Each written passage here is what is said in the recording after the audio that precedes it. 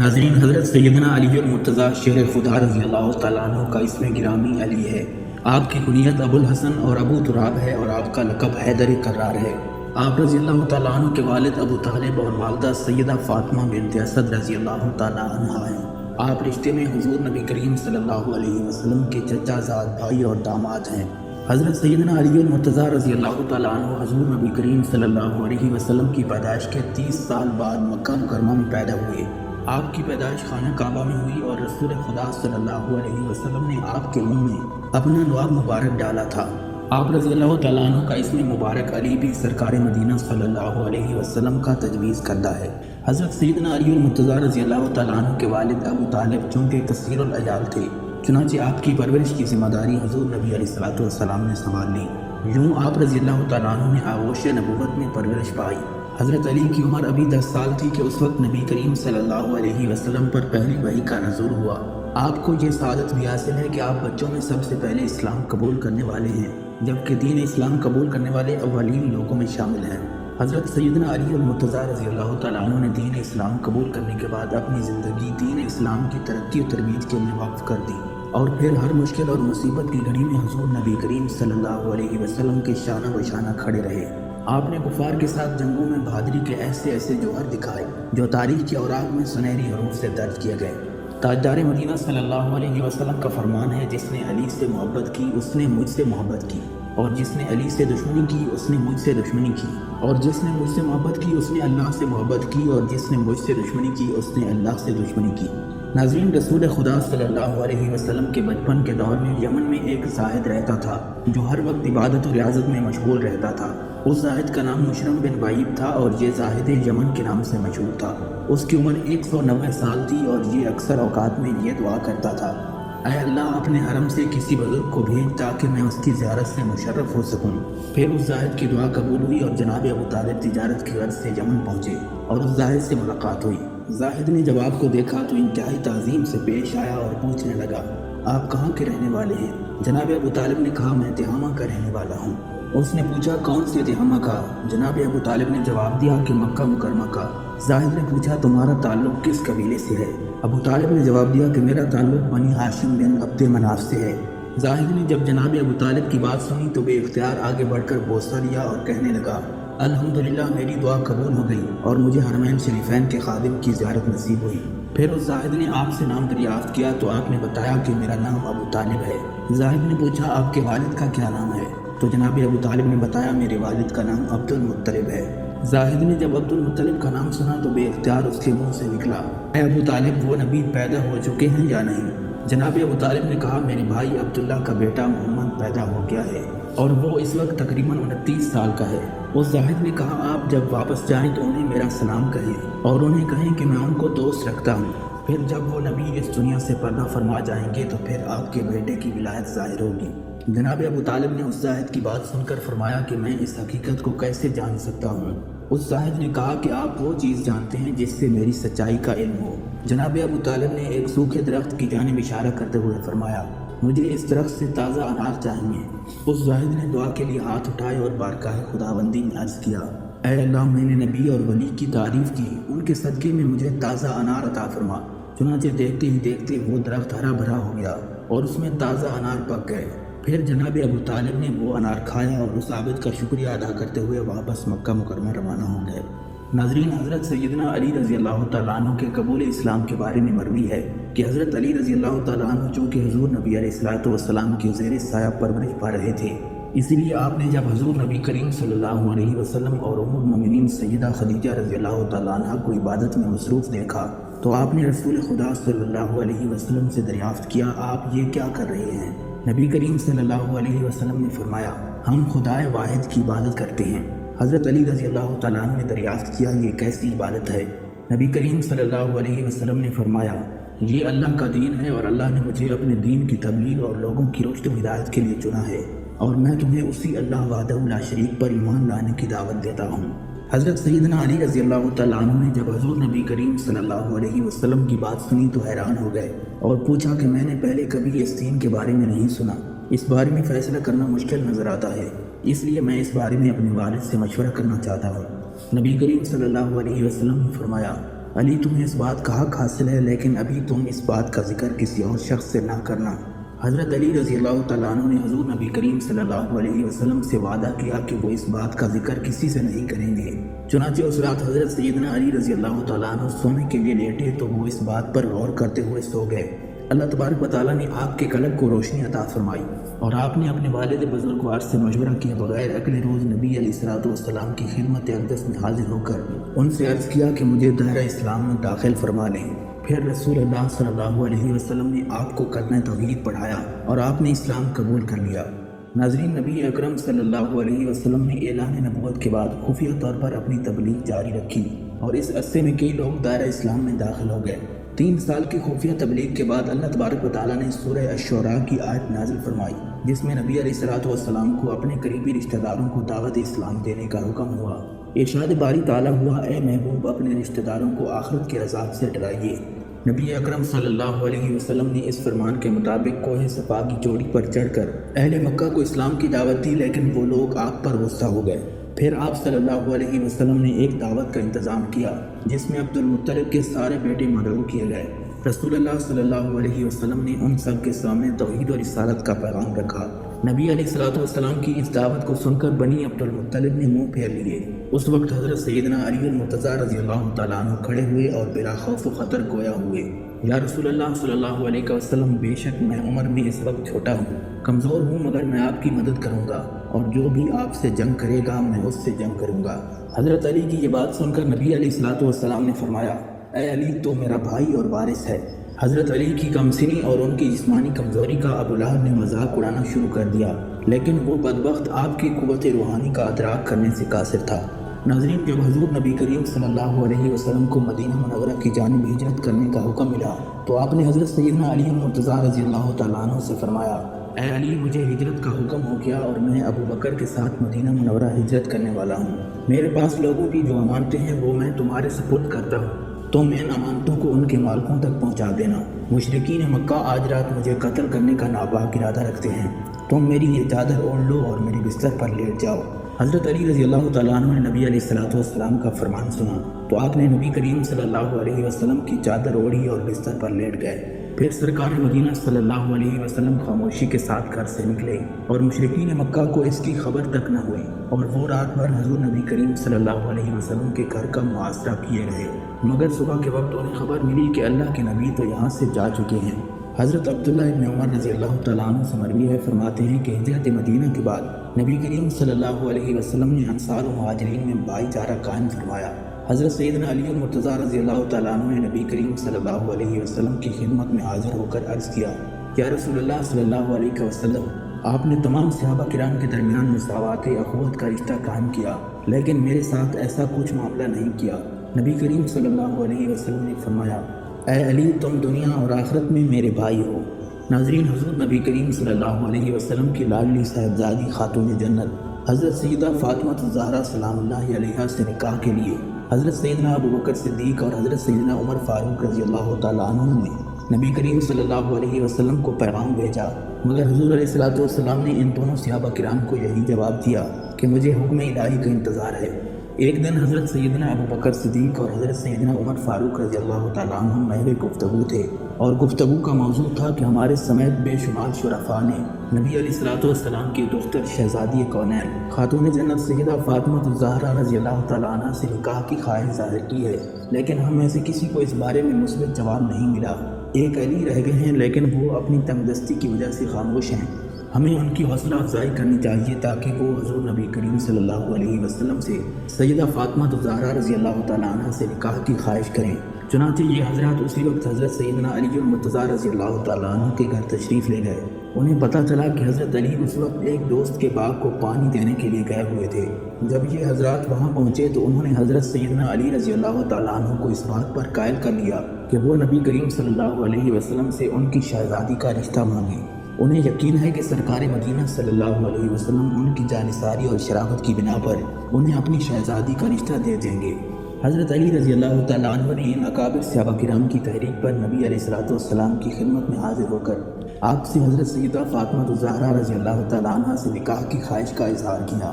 نبی کریم صلی اللہ علیہ وسلم نے اسے قبول فرما لیا۔ اور آپ سے دریافت فرمایا کہ تمہارے پاس مہر دینے کے لیے کیا ہے؟ آپ نے عرض کیا اس وقت میرے پاس صرف ایک گھوڑا اور ایک زرہ موجود ہے۔ نبی اکرم صلی اللہ علیہ وسلم نے آپ سے فرمایا تم جاؤ اور اپنی زرہ فروخت کر دو اور اس سے جو رقم ملے وہ لے کر میرے پاس آ جانا۔ حضرت علی رضی اللہ تعالیٰ عنہ نے زرہ لی اور مدینہ منورہ کے بازار میں چلے گئے۔ حضرت علی رضی اللہ تعالیٰ عنہ اپنی زرہ لے کر بازار میں کھڑے تھے کہ حضرت سیدنا عثمان غنی رضی اللہ تعالیٰ عنہ کا گزر وہاں سے ہوا۔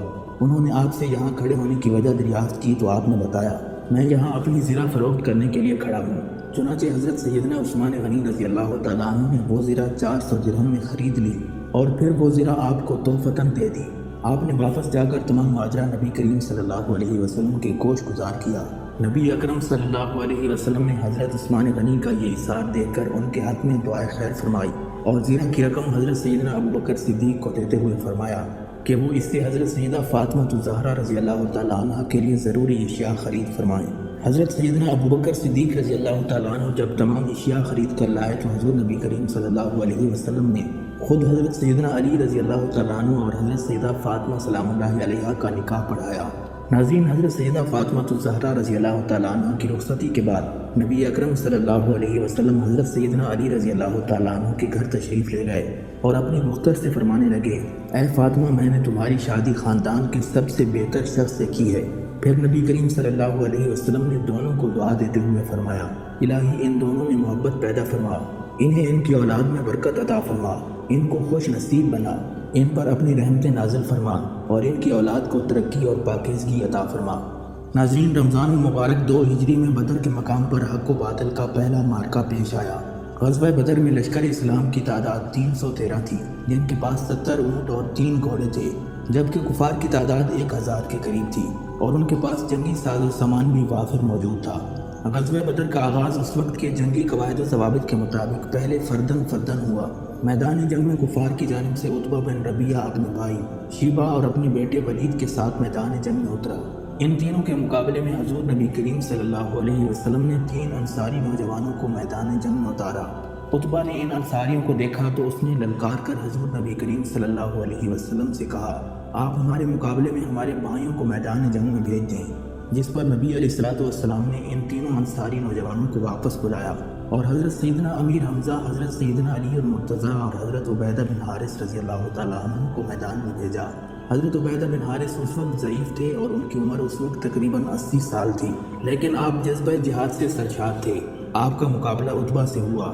حضرت سیدنا علی المرتضیٰ رضی اللہ تعالیٰ عنہ کا مقابلہ ولید سے ہوا اور سیدنا امیر حمزہ رضی اللہ تعالیٰ عنہ کا مقابلہ شیبہ سے ہوا۔ حضرت سیدنا امیر حمزہ رضی اللہ تعالیٰ عنہ اور حضرت سیدنا علی رضی اللہ تعالیٰ عنہ نے ایک ہی وار میں اپنے مد مقابل کی گردنیں اڑا دیں۔ حضرت عبیدہ بن حارث اور عتبہ بن ربیعہ کے درمیان گھمسان کا رنگ پڑا اور حضرت عبیدہ بن حارث باوجود ضعیف ہونے کے اس کا مقابلہ بڑی بہادری سے کر رہے تھے۔ حضرت علی نے جب دیکھا کہ ان کا فیصلہ نہیں ہو رہا تو آپ نے آگے بڑھ کر عتبہ کی گردن اڑا دی، جس کے بعد باقاعدہ جنگ شروع ہو گئی۔ اللہ تبارک و تعالیٰ نے غزوہ بدر میں لشکر اسلام کی مدد فرمائی اور لشکر اسلام نے کفار کے لشکر کو شکست فاش سے دوچار کر دیا۔ ناظرین، غزوہ احد میں جب لشکر اسلام اور مشرکین آمنے سامنے ہوئے تو مشرکین کی جانب سے ابو سعد بن ابی طلحہ لشکر سے باہر نکلا اور اس نے مغرورانہ انداز میں لشکر اسلام کو للکارا، کہنے لگا کون بہادر ہے جو میرا مقابلہ کرے۔ سرکار مدینہ صلی اللہ علیہ وسلم نے حضرت سیدنا علی رضی اللہ تعالیٰ عنہ کو اشارہ کیا۔ حضرت علی نے اشارہ ملتے ہی ابو سعد بن ابی طلحہ پر لپک کر ایسا وار کیا کہ وہ گھوڑے سے نیچے گر پڑا اور اس کی شرمگاہ کھل گئی۔ آپ رضی اللہ تعالیٰ عنہ نے جب اس کو یوں بے پردہ دیکھا تو اسے چھوڑ کر واپس لوٹ گئے اور اسے مارنا مناسب نہ سمجھا۔ مدینہ منورہ کے نواح میں ایک قبیلہ بنو نذیر آباد تھا، جو ہجرت مدینہ کے بعد سے ہی قریش مکہ کے ساتھ خط و خطابت کے ذریعے اپنے روابط رکھے ہوئے تھا، اور بنو نذیر کو مدینہ منورہ میں دین اسلام کی ترقی اور فروغ سے شدید حسد تھا۔ وہ ہر وقت حضور نبی کریم صلی اللہ علیہ وسلم کو قتل کرنے کے منصوبے بناتے رہتے تھے۔ غزوہ احد کے موقع پر عبداللہ بن ابی سلول منافق، جس نے لشکر اسلام کے ساتھ غداری کی تھی اور اپنے 300 ساتھیوں کے ساتھ میدان جنگ سے فرار ہو گیا تھا، بنو نذیر کے ہاں مقیم تھا۔ نبی اکرم صلی اللہ علیہ وسلم نے غزوہ احد کے بعد بنو نذیر کو ان کی سازشوں اور عبداللہ بن ابی سلول منافق کو اس کے دھوکے کی سزا دینے کے لیے لشکر اسلام کے ہمراہ بنو نذیر کا محاصرہ کر لیا۔ بنو نذیر قلعہ بند ہو گئے اور لشکر اسلام کا یہ محاصرہ 15 دن تک جاری رہا۔ 15 دن کے بعد بنو نذیر کا ماہر تیر انداز غروا اپنے کچھ ساتھیوں کے ہمراہ مقابلے کی غرض سے قلعے سے باہر نکلا حضرت علی رضی اللہ تعالیٰ عنہ نے نبی کریم صلی اللہ علیہ وسلم کے حکم پر اس کا مقابلہ کیا اور اس کا سر قلم کر کے نبی علیہ الصلوۃ والسلام کے قدموں میں ڈال دیا۔ ناظرین، غزوہ خندق کے موقع پر جب خندق کی کھدائی مکمل ہو گئی تو نبی کریم صلی اللہ علیہ وسلم کی جانب سے کچھ صحابہ کرام رضی اللہ تعالیٰ عنہ کو خندق کی مختلف جگہوں پر تعینات کیا گیا تاکہ کفار کی جانب سے کوئی خندق پار نہ کر سکے۔ خندق کی مغربی سمت حضرت سیدنا عمر فاروق اور حضرت سیدنا علی المرتضیٰ رضی اللہ تعالیٰ عنہ تعینات تھے۔ اس دوران عرب کا مشہور شہ سوار عمرو بن عبد اس جانب سے خندق پار کرنے میں کامیاب ہو گیا۔ عمرو بن عبد کے بارے میں مشہور تھا کہ وہ اکیلا 100 کا مقابلہ کر سکتا ہے۔ حضرت سیدنا عمر فاروق رضی اللہ تعالیٰ عنہ کے مشورے سے حضرت سیدنا علی رضی اللہ تعالیٰ عنہ نے اس کو للکارا اور فرمایا، اے عبد کے بیٹے، مجھے معلوم ہے کہ تو نے اعلان کر رکھا ہے کہ اگر کوئی شخص تجھ سے 2 باتوں کا مطالبہ کرے تو ایک بات تو ضرور مان لے گا۔ عمرو بن عبد نے مغرورانہ لہجے میں کہا، ہاں میں نے اعلان کر رکھا ہے۔ حضرت علی رضی اللہ تعالیٰ عنہ نے اسے دعوت اسلام دی کہ وہ اللہ اور اس کے رسول پر ایمان لے آئے۔ عمرو بن عبد نے آپ کی بات سننے کے بعد کہا، مجھے اس کی ضرورت نہیں۔ آپ نے فرمایا، تو پھر میری دوسری بات یہ ہے کہ آ اور مجھ سے مقابلہ کر۔ عمرو بن عبد بولا، میرے تمہارے والد کے ساتھ اچھے تعلقات تھے، اس لیے میں نہیں چاہتا کہ تم میری تلوار کا نشانہ بنو۔ حضرت علی نے فرمایا، مگر میں اس بات کو پسند کرتا ہوں کہ تو میری تلوار سے جہنم واصل ہو۔ حضرت سیدنا علی رضی اللہ تعالیٰ عنہ کی بات سن کر عمرو بن عبد غصے میں آ گیا اور تلوار لہراتا ہوا آپ پر حملہ آور ہو گیا۔ آپ رضی اللہ تعالیٰ عنہ نے اللہ اکبر کا نعرہ بلند کیا اور دوسرے ہی لمحے میں عمرو بن عبد کا سر تن سے جدا کر دیا۔ ناظرین، 9 ہجری میں رسول خدا صلی اللہ علیہ وسلم نے حضرت سیدنا علی رضی اللہ تعالیٰ عنہ کو 150 سواروں کے ہمراہ قبیلہ طے کی سرکوبی کے لیے روانہ کیا اور حکم دیا کہ قبیلہ طے کے بت خانے کو مسمار کر دیں۔ حضرت علی اپنے لشکر کے ہمراہ اس تیز رفتاری سے قبیلہ طے پر حملہ آور ہوئے کہ انہیں سنبھلنے کا موقع ہی نہ مل سکا۔ آپ نے قبیلہ طے کا بت خانہ جلا کر راکھ کر دیا، جبکہ قبیلہ طے والے فرار ہو گئے۔ اس مارکے میں بے شمار مال غنیمت مسلمانوں کے ہاتھ آیا۔ قبیلہ طے کا حاکم عدی بن حاتم شام کی جانب فرار ہو گیا، جبکہ قبیلہ طے کی مشہور سخی حاتم طائی کی بیٹی کو لشکر اسلام نے قیدی بنا دیا، جسے مدینہ منورہ میں قید خانے میں رکھا گیا۔ ناظرین، 9 ہجری میں نبی کریم صلی اللہ علیہ وسلم لشکر اسلام کے ہمراہ عیسائی رومیوں کی سرکوبی کے لیے روانہ ہوئے اور تبوک کے مقام پر پڑاؤ ڈالا، لیکن اس مارکہ میں لڑائی نہ ہوئی اور نبی علیہ الصلوۃ والسلام 20 روز تک تبوک میں ٹھہرے رہنے کے بعد مدینہ منورہ واپس تشریف لائے۔ اس مارکے کے لیے روانہ ہوتے وقت نبی کریم صلی اللہ علیہ وسلم نے پہلی مرتبہ حضرت علی رضی اللہ تعالیٰ عنہ کو اپنے ہمراہ نہیں رکھا اور آپ کو مدینہ منورہ میں اہل بیت کی حفاظت کی ذمہ داری سونپ دی گئی۔ نبی علیہ الصلوۃ والسلام ابھی مدینہ منورہ سے لشکر لے کر نکلے تھے کہ منافقوں نے باتیں کرنی شروع کر دی کہ نبی کریم صلی اللہ علیہ وسلم اس لیے آپ کو ساتھ نہیں لے گئے کہ انہیں آپ کی صحبت ناگوار گزرتی ہے۔ حضرت علی رضی اللہ تعالیٰ عنہ ایک تیز رفتار گھوڑے پر سوار ہو کر نبی کریم صلی اللہ علیہ وسلم کے پاس پہنچے اور صورتحال سے آگاہ کیا تو نبی علیہ الصلوۃ والسلام نے فرمایا، اے علی، کیا تم اس بات کو پسند نہیں کرتے کہ تمہارا مقام میرے نزدیک ایسا ہو جیسے ہارون علیہ السلام کا موسیٰ علیہ السلام کے نزدیک تھا؟ اور فرق صرف اتنا ہے کہ ہارون علیہ السلام پیغمبر تھے جبکہ میرے بعد کوئی نبی نہیں ہے۔ فتح مکہ کے بعد تاجدار مدینہ صلی اللہ علیہ وسلم خانہ کعبہ میں داخل ہوئے۔ آپ صلی اللہ علیہ وسلم جس بت کی طرف اشارہ فرماتے تھے وہ بت اونڈے منہ زمین پر گر جاتا تھا۔ جب تمام بت ٹوٹ گئے تو ایک بت جو کہ سب سے بلند جگہ نصب تھا، اس کو توڑنے کے لیے آپ نے حضرت سیدنا علی رضی اللہ تعالیٰ عنہ سے فرمایا، تم میرے کندھوں پر چڑھ کر اس بت کو توڑ دو۔ حضرت علی رضی اللہ تعالیٰ عنہ نے عرض کیا، یا رسول اللہ صلی اللہ علیہ وسلم، آپ میرے کندھوں پر سوار ہو جائیں۔ نبی علیہ الصلوۃ والسلام نے فرمایا، اے علی، کیا تم نبوت کا بوجھ اٹھا لو گے؟ حضرت علی رضی اللہ تعالیٰ عنہ نبی علیہ الصلوۃ والسلام کی بات سن کر خاموش ہو گئے اور پھر نبی کریم صلی اللہ علیہ وسلم کے کندھوں پر سوار ہو کر اس بت کو توڑ دیا۔ ناظرین، 10 ہجری میں رسول خدا صلی اللہ علیہ وسلم نے حضرت علی رضی اللہ تعالیٰ عنہ کو 300 سواروں کے ہمراہ ملک یمن روانہ کیا۔ اس مہم میں روانگی کے وقت نبی کریم صلی اللہ علیہ وسلم نے آپ کو اپنے دست مبارک سے امامہ باندھا اور سیاہ علم ان کے سپرد کیا۔ آپ نے عرض کیا، یا رسول اللہ صلی اللہ علیہ وسلم، آپ مجھے اہل کتاب کے پاس بھیج رہے ہیں، میں جوان ہوں، ان لوگوں کے متعلق فیصلہ کرنا میرے لیے مشکل ہوگا۔ نبی کریم صلی اللہ علیہ وسلم نے آپ کے سینے مبارک پر ہاتھ رکھا اور دعا فرمائی، اے رب ذوالجلال، علی کے سینے کو کشادہ فرما کر اس کی زبان راست کو بنا دے اور اس کے دل کو نور ہدایت سے منور فرما دے۔ حضرت علی رضی اللہ تعالیٰ عنہ ملک یمن روانہ ہو گئے اور لوگوں کو دعوت حق دی، جس کو اہل یمن نے قبول کر لیا۔ یوں آپ کی تبلیغی کاوشوں سے بے شمار لوگ دائرہ اسلام میں داخل ہو گئے۔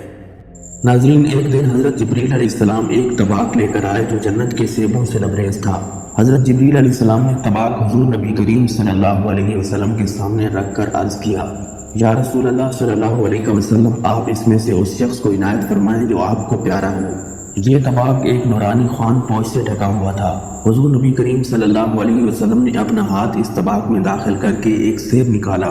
دیکھتے کیا ہے کہ اس کی ایک جانب لکھا ہوا تھا، یہ خدا کا تحفہ ہے ابو بکر صدیق کے لیے۔ اس کی دوسری جانب یہ عبارت لکھی ہوئی تھی کہ ابو بکر صدیق سے بغض رکھنے والا بے دین ہے۔ پھر حضور علیہ السلام نے دوسرا سیب اٹھایا۔ اس کے ایک طرف تو یہ لکھا تھا کہ یہ خدائے وہاب کا تحفہ ہے عمر بن خطاب کے لیے، اور دوسری جانب یہ لکھا تھا کہ عمر بن خطاب کا دشمن جہنمی ہے۔ پھر حضور علیہ السلام نے تیسرا سیب اٹھایا جس کے ایک جانب یہ لکھا تھا، یہ خدائے منان و حنان کا تحفہ ہے عثمان بن عفان کے لیے، اور دوسری طرف یہ لکھا تھا کہ عثمان کا دشمن رحمان کا دشمن ہے۔ پھر نبی علیہ السلام نے طباق میں سے چوتھا سیب اٹھایا جس کے ایک جانب لکھا تھا، یہ خدائے غالب کا تحفہ ہے علی ابن ابی طالب کے لیے، اور دوسری جانب لکھا تھا، علی کا دشمن خدا کا دوست نہیں۔ حضور علیہ السلام نے ان عبارات کو پڑھ کر اللہ تعالیٰ کی بے حد حمد و ثنا بیان فرمائی۔ حضرت شداد بن اوس رضی اللہ تعالیٰ عنہ فرماتے ہیں کہ یوم دار میں جب حضرت سیدنا عثمان غنی رضی اللہ تعالیٰ عنہ کے گھر کا محاصرہ باغیوں نے شدید کر دیا تو میں نے دیکھا کہ حضرت سیدنا علی رضی اللہ تعالیٰ عنہ اپنے مکان سے نکلے۔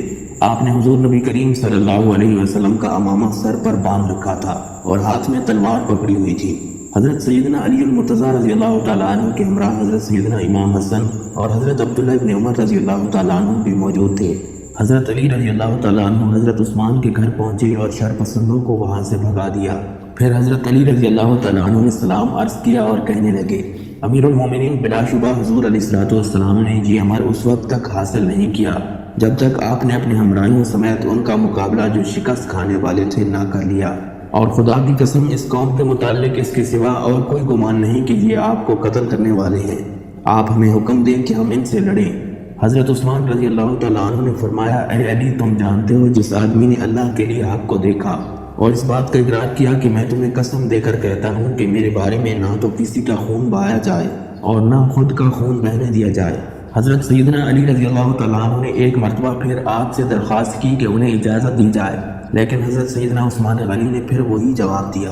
حضرت علی رضی اللہ تعالیٰ عنہ نے جب آپ کا جواب سنا تو آپ ان کے گھر سے نکلے اور یہ کہتے جاتے، اے اللہ، تو خوب جانتا ہے میں نے اپنی کوشش کی انتہا کر لی۔ پھر حضرت علی رضی اللہ تعالیٰ عنہ نماز کی ادائیگی کے لیے مسجد نبوی میں داخل ہوئے۔ لوگوں نے آپ سے امامت کے لیے درخواست کی، لیکن آپ نے امامت کرانے سے انکار کر دیا اور فرمایا، میں ایسی حالت میں تمہاری امامت کروں جبکہ تمہارا امام موجود ہے اور اسے قید کر دیا جائے۔ اس کے بعد آپ نے تنہا نماز ادا کی اور گھر چلے گئے۔ آپ رضی اللہ تعالیٰ عنہ جب گھر پہنچے تو حضرت سیدنا امام حسن رضی اللہ تعالیٰ عنہ کچھ لوگوں کے ساتھ موجود تھے اور آپ کو بتایا کہ حضرت سیدنا عثمان غنی کے گھر کا محاصرہ شدید ہو گیا ہے۔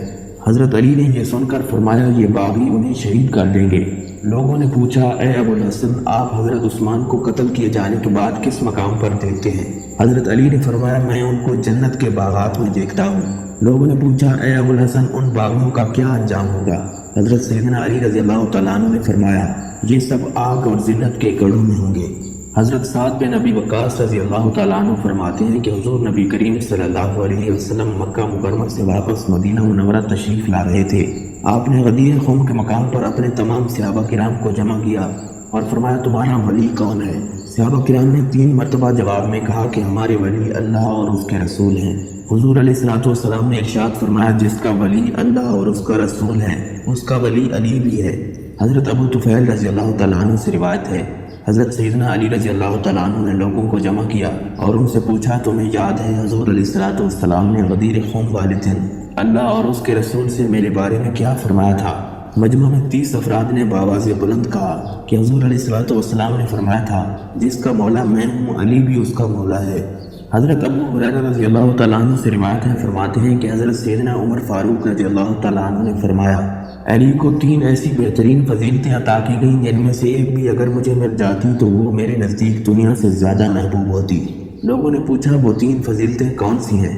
حضرت عمر نے فرمایا، پہلی فضیلت یہ کہ حضور علیہ السلام نے اپنی صاحبزادی حضرت سیدہ فاطمہ الزہرا کا نکاح ان سے کیا۔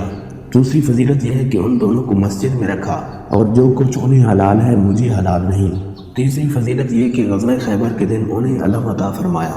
حضرت عبد الرحمن رضی اللہ تعالیٰ عنہ فرماتے ہیں کہ حضرت علی رضی اللہ تعالیٰ عنہ شدید گرمی کے موسم میں ہمارے پاس تشریف لائے۔ آپ نے سردیوں کا لباس زیب تن کر رکھا تھا۔ ہم نے آپ سے دریافت کیا کہ اتنی شدید گرمی میں آپ نے سردیوں کا لباس زیب تن فرما رکھا ہے۔ آپ نے فرمایا خیبر کے موقع پر جب میری آنکھیں دکھتی تھیں تو حضور علیہ السلام نے اپنا لعاب دہن میری آنکھوں میں لگایا اور یہ دعا فرمائی کہ اے اللہ علی سے گرمی اور سردی کو دور فرما دے۔ چنانچہ اس دن کے بعد مجھے گرمی اور سردی کی تکلیف نہ رہی۔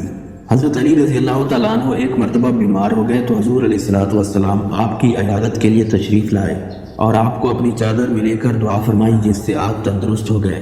نبی کریم صلی اللہ علیہ وسلم نے آپ کو مخاطب کرتے ہوئے فرمایا اے علی، میں نے اللہ تعالیٰ سے جو مانگا اس نے مجھے عطا کیا۔ میں نے اللہ تعالیٰ سے اپنے لیے وہ مانگا ہے جو میں نے تمہارے لیے مانگا ہے۔ ایک مرتبہ حضرت سیدنا عمر فاروق رضی اللہ تعالیٰ عنہ کے پاس ایک پیچیدہ مسئلہ آ گیا جس کا فیصلہ کرنا آپ کے لیے دشوار ہو گیا۔ حضرت علی رضی اللہ تعالیٰ عنہ کو جب معلوم ہوا تو آپ نے آ کر حضرت سیدنا عمر فاروق رضی اللہ تعالیٰ عنہ کو اس معاملے سے آگاہ فرما دیا۔ حضرت سیدنا عمر فاروق رضی اللہ تعالیٰ عنہ نے حضرت علی رضی اللہ تعالیٰ عنہ کے احسان کو تسلیم کرتے ہوئے فرمایا اگر آج علی نہ ہوتا تو عمر ہلاک ہو جاتا۔ حضرت علی رضی اللہ تعالیٰ عنہ ایک مرتبہ اپنی زوجہ سیدہ فاطمہ الزہرا سے ناراض ہو گئے اور مسجد میں جا کر فرش پر لیٹ گئے جس سے آپ کے جسم مبارک کو مٹی لگ گئی۔ اس دوران نبی کریم صلی اللہ علیہ وسلم سیدہ فاطمہ الزہرا رضی اللہ تعالیٰ عنہ سے ملنے گئے تو آپ کو پتہ چلا کہ حضرت سیدنا علی رضی اللہ تعالیٰ عنہ ناراض ہو کر مسجد میں چلے گئے ہیں۔ نبی علیہ السلام آپ کو لینے کے لیے مسجد میں پہنچے تو آپ سو رہے تھے اور آپ کے جسم پر مٹی لگی ہوئی تھی۔ نبی کریم صلی اللہ علیہ وسلم نے آپ کو مخاطب کرتے ہوئے فرمایا اے ابو تراب اٹھ۔ حضرت سیدنا علی رضی اللہ تعالیٰ عنہ نے حضور علیہ السلام کی بات سنی تو اٹھ کھڑے ہوئے۔ چنانچہ اس دن سے آپ کی کنیت ابو تراب مشہور ہو گئی اور آپ کو اپنی یہ کنیت بے حد عزیز تھی۔ ناظرین، حضرت انطرہ رضی اللہ تعالیٰ عنہ سے روایت ہے، فرماتے ہیں کہ میں حضرت سیدنا علی المرتضیٰ رضی اللہ تعالیٰ عنہ کی خدمت میں حاضر ہوا۔ آپ کے پاس آپ کے غلام کمبر نے آ کر کہا امیر المومنین، آپ ایک ایسے آدمی ہیں کہ کچھ بھی باقی نہیں چھوڑتے۔ آپ کے گھر والوں کا بھی اس مال میں حصہ ہے اور میں نے آپ کے واسطے کچھ مال چھپا رکھا ہے۔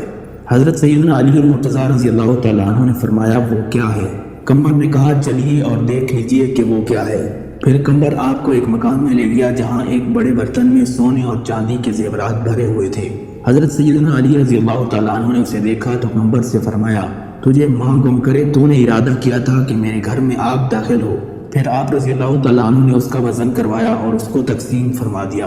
حضرت سیدنا علی رضی اللہ تعالیٰ عنہ شب بیدار اور عبادت گزار تھے۔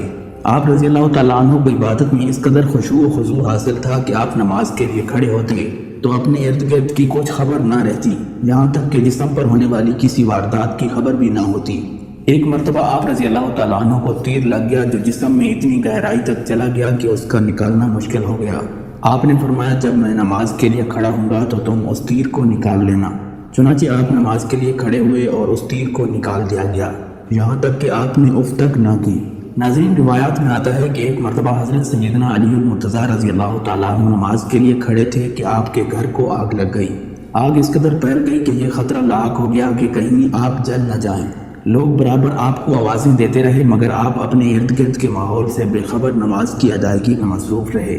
جب آپ نے نماز ختم کی تو پھر معلوم ہوا کہ آپ کے گھر کو آگ لگ گئی تھی۔ حضرت علی رضی اللہ تعالیٰ عنہ کے ذوق عبادت کا اندازہ اس بات سے لگایا جا سکتا ہے کہ جب نماز کا وقت ہوتا تو آپ کے چہرے کا رنگ متغیر ہو جاتا اور بدن پر لرزہ طاری ہو جاتا۔ ایک مرتبہ کسی نے پوچھا کہ آپ کی یہ کیفیت کیسی ہے؟ آپ نے فرمایا یہ امانت کے ادا کرنے کا وقت ہے اور یہ وہ امانت ہے جسے زمین و آسمان بھی اٹھانے سے قاصر رہے، اور میں بھی اسی وجہ سے کام اٹھتا ہوں کہ کہیں میں اس امانت کا حق صحیح طریقے سے ادا نہ کر پاؤں۔ ناظرین، روایات میں آتا ہے کہ دو مسافر اکٹھے سفر کر رہے تھے۔ صبح کے وقت دونوں ایک جگہ پر کھانا کھانے کے لیے بیٹھ گئے۔ ان میں سے ایک مسافر کے پاس 5 روٹیاں تھیں جبکہ دوسرے کے پاس 3 روٹیاں تھیں۔ اس دوران ایک شخص کا گزر اس جگہ سے ہوا، اس نے دونوں کو سلام کیا۔ ان دونوں حضرات نے اسے کھانے کی دعوت دی، چنانچہ وہ شخص ان کے ساتھ کھانے میں شریک ہو گیا۔ کھانا کھانے کے بعد اس شخص نے ان دونوں کو 8 درہم دیے اور کہنے لگا یہ 8 درہم میں تمہیں دیتا ہوں کہ تم نے مجھے کھانا کھلایا۔ اس کے بعد وہ شخص چلا گیا۔ اس شخص کے جانے کے بعد ان دونوں مسافروں کے درمیان رقم کی تقسیم پر جھگڑا شروع ہو گیا۔ جس شخص کی 5 روٹیاں تھیں وہ کہتا تھا کہ میرے پاس 5 روٹیاں تھیں اس لیے 5 درہم میرے ہیں، جبکہ دوسرا کہتا تھا کہ نہیں، رقم دونوں میں برابر تقسیم ہونی چاہیے۔ جب یہ معاملہ حد سے بڑھ گیا تو دونوں شخص اپنا مقدمہ لے کر حضرت سیدنا علی المرتضیٰ رضی اللہ تعالیٰ عنہ کی خدمت میں حاضر ہوئے۔ حضرت علی رضی اللہ تعالیٰ عنہ نے ان دونوں کی بات غور سے سنی اور فرمانے لگے، جس شخص کی 5 روٹیاں تھیں اسے 5 درہم ملنے چاہیے۔ دوسرے شخص نے آپ کے فیصلے پر اعتراض کیا تو آپ نے فرمایا، یہ منصفانہ فیصلہ ہے اور اگر میں فیصلہ کروں تو تمہیں 1 درہم ملے گا۔ حضرت سیدنا علی المرتضیٰ رضی اللہ تعالیٰ عنہ کی بات سن کر حاضرین محفل بھی حیران ہو گئے۔ آپ نے اس شخص کو مخاطب کرتے ہوئے فرمایا، تم دونوں کی روٹیوں کے کل 24 ٹکڑے ہوئے اور ہر شخص کے حصے میں 8 ٹکڑے آئے۔ اب تمہاری 3 روٹیوں کے کل 9 ٹکڑے ہوئے، جن میں سے 8 تم نے کھا لیے اور 1 بچ گیا، جبکہ دوسرے شخص کی 5 روٹیوں کے 15 ٹکڑے بنے، جن میں سے اس نے 8 کھائے اور 7 بچ گئے۔ لہٰذا تمہارے 1 ٹکڑے کے بدلے تمہیں 1 درہم اور اس کے 7 ٹکڑوں کے بدلے اسے 7 درہم ملیں گے۔ حضرت سیدنا علی المرتضیٰ رضی اللہ تعالیٰ عنہ کی بات سن کر 3 روٹیوں والے شخص نے آپ کا فیصلہ قبول کر لیا۔ روایات میں آتا ہے کہ ایک مرتبہ ایک یہودی حضرت سیدنا علی رضی اللہ تعالیٰ عنہ کی خدمت میں حاضر ہوا۔ اس کی داڑھی مختصر تھی۔ اس نے آپ سے کہا کہ آپ کی داڑھی گھنی ہے اور آپ کا دعویٰ ہے کہ قرآن مجید جامع العلوم ہے۔ اگر قرآن مجید جامع العلوم ہے تو کیا قرآن مجید میں آپ کی گھنی داڑھی اور میری مختصر داڑھی کا علم موجود ہے؟ حضرت سیدنا علی المرتضیٰ رضی اللہ تعالیٰ عنہ نے قرآن مجید کی آیت تلاوت فرمائی، جس کا ترجمہ یوں تھا، جو اچھی زمین ہے اس کا سبزہ اللہ کے حکم سے خوب نکلتا ہے اور جو خراب زمین ہے اس میں سے تھوڑا مشکل سے نکلتا ہے۔ پھر سیدنا علی المرتضیٰ رضی اللہ تعالیٰ عنہ نے فرمایا، اے یہودی، وہ اچھی زمین میری ٹھوڑی ہے جبکہ خراب زمین تیری ٹھوڑی ہے۔ غزوہ خیبر سے واپسی پر مقام صحبہ پر حضور نبی کریم صلی اللہ علیہ وسلم نے حضرت سیدنا علی المرتضیٰ رضی اللہ تعالیٰ عنہ کی گود میں سر رکھا اور سو گئے، یہاں تک کہ سورج غروب ہو گیا۔ آپ نے عصر کی نماز ادا نہیں فرمائی تھی، اس لیے آپ رضی اللہ تعالیٰ عنہ پریشان تھے۔ حضور نبی کریم صلی اللہ علیہ وسلم کی آنکھ کھلی تو آپ نے حضرت سیدنا علی المرتضیٰ رضی اللہ تعالیٰ عنہ کو پریشان دیکھ کر اس پریشانی کی وجہ دریافت کی تو آپ نے بتایا کہ میری عصر کی نماز فوت ہو گئی ہے۔ حضور نبی علیہ الصلوۃ والسلام نے اللہ تعالیٰ کے حضور دعا کی اور سورج پلٹ آیا، پھر آپ نے نماز عصر ادا فرمائی۔ حضرت علی رضی اللہ تعالیٰ عنہ کو جب حضور نبی کریم صلی اللہ علیہ وسلم نے یمن بھیجا تو آپ کے پاس ایک انتہائی مشکل مقدمہ آیا، جس میں ایک عورت پیش ہوئی جس نے 1 ماہ کے اندر 3 مردوں کے ساتھ خدمت کی تھی۔ اب اس کے ہاں بچے کی ولادت ہو گئی تھی۔ حضرت سیدنا علی رضی اللہ تعالیٰ عنہ نے اس بچے کی دیت کے 3 حصے کیے اور پھر قرعہ ڈالا تو وہ قرعہ جس شخص کے نام نکلا آپ نے وہ بچہ اس شخص کے حوالے کر دیا، جبکہ باقی دونوں اشخاص کو دیت کے 3 حصوں کے 2 حصے کر کے دے دیے۔ نبی علیہ الصلوۃ والسلام کو جب آپ کے اس فیصلے کی خبر ہوئی تو آپ مسکرا دیے۔ ناظرین، ایک مرتبہ حضرت سیدنا علی المرتضیٰ رضی اللہ تعالیٰ عنہ اپنے دونوں شہزادوں حضرت سیدنا امام حسن اور حضرت سیدنا امام حسین رضی اللہ تعالیٰ عنہ کے ہمراہ خانہ کعبہ میں موجود تھے۔ آپ نے ایک شخص کو گڑ گڑا کر مناجات کرتے ہوئے سنا، جو بارگاہ خداوندی میں زار و قطار روتے ہوئے کہہ رہا تھا، الہی تو تاریکیوں اور اندھیروں میں بے چین دلوں کی دعائیں سنتا ہے، تو بیماروں کی تکلیف دور فرماتا ہے۔ اے حرم کعبہ کے مالک، تو کبھی نہیں سویا جبکہ تیرے گھر کے ارد گرد رہنے والے تمام سو گئے۔ الہی، تیری ذات پاک کی امیدیں لے کر مخلوق تیرے حرم میں اکٹھی ہوتی ہے، میری خطا کو بھی معاف فرما، اور تیرے سوا کون نعمتوں کی بارش کرنے والا ہے۔ حضرت سیدنا علی رضی اللہ تعالیٰ عنہ نے اس شخص کو اپنے پاس بلایا تو وہ شخص آپ کے پاس حاضر ہوا۔ آپ نے اس سے اس کا قصہ دریافت کیا تو اس شخص نے بتایا، اے امیر المومنین، میں بڑی بے باکی کے ساتھ دن رات گناہ کرتا تھا اور میرا باپ نہایت صالح شخص تھا، وہ مجھے گناہوں سے روکتا تھا۔ ایک دن میں نے اپنے باپ کی نصیحتوں سے تنگ آ کر اپنے باپ کو مارا، جس پر میرے باپ نے حرم کعبہ میں آ کر میرے حق میں بد دعا کی اور اس کے بعد مجھ پر فالج کا حملہ ہو گیا۔ میں زمین پر گھسٹ گھسٹ کر چلنے لگا۔ پھر میں نے اپنے باپ سے رو رو کر معافی مانگی تو انہوں نے مجھے معاف کر دیا اور کہا کہ حرم کعبہ چلو، میں وہاں جا کر تمہارے حق میں دعا کرتا ہوں، اللہ تعالیٰ تمہیں صحت کاملہ عطا فرمائے۔ چنانچہ میں اپنے باپ کے ہمراہ حرم کعبہ کے لیے روانہ ہوا۔ راستے میں میرا باپ اونٹنی سے گر گیا اور فوت ہو گیا۔ اب میں تنہا حرم کعبہ میں اپنی صحت یابی کے لیے اللہ تعالیٰ کے حضور دعائیں مانگتا ہوں۔ آپ رضی اللہ تعالیٰ عنہ نے اس شخص کی بات سننے کے بعد فرمایا، اگر تیرا باپ تجھ سے خوش ہو گیا تو اللہ تعالیٰ بھی تجھ سے خوش ہو گیا۔ اس شخص نے قسم کھا کر کہا کہ میرا باپ مجھ سے خوش ہو گیا تھا۔ حضرت سیدنا علی المرتضیٰ رضی اللہ تعالیٰ عنہ نے اس شخص کی بات سننے کے بعد 2 رکعت نماز ادا کی اور پھر اس کے حق میں دعائے خیر فرمائی، جس کے بعد وہ شخص تندرست ہو گیا۔ آپ نے فرمایا، اگر تیرا باپ تجھ سے راضی نہ ہوتا تو میں تیرے لیے ہرگز دعا نہ کرتا۔ حضرت علی رضی اللہ تعالیٰ عنہ نے خلافت کے زمانے میں کوفہ میں قیام کے دوران ایک شخص کو بلایا اور اس سے فرمایا کہ وہ فلاں مکان میں جائے اور وہاں جا کر ایک مرد اور عورت آپس میں جھگڑا کر رہے ہیں، انہیں لے کر میرے پاس آئے۔ جب وہ دونوں آپ کی خدمت میں حاضر ہوئے تو آپ نے دریافت کیا تم دونوں کیوں جھگڑ رہے تھے؟ مرد نے کہا امیر المومنین میرا اس عورت سے کل نکاح ہوا تھا، رات کو جب میں اس کے نزدیک جانے لگا تو مجھے اس سے نفرت ہو گئی، جس پر ہمارے درمیان جھگڑا شروع ہو گیا۔ حضرت سیدنا علی المرتضیٰ رضی اللہ تعالیٰ عنہ نے حاضرین محفل کو جانے کا حکم دیا۔ جب تمام حاضرین محفل چلے گئے تو آپ نے اس عورت سے پوچھا تم اس مرد کو جانتی ہو؟ اس عورت نے کہا کہ میں کل سے پہلے اسے نہیں جانتی تھی۔ آپ نے فرمایا تم اب اسے جان لو گی، لیکن تمہیں وعدہ کرنا ہوگا کہ تم جھوٹ نہیں بولو گی۔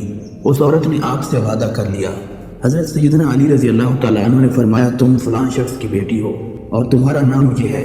عورت نے اس بات کا اقرار کر لیا۔ آپ نے فرمایا تم جوانی میں بہت خوبصورت تھی اور تمہارا چچا زاد بھائی تم پر جان چڑھتا تھا اور تم بھی اس سے محبت کرتی تھی۔ اس عورت نے اس بات کا بھی اقرار کر لیا۔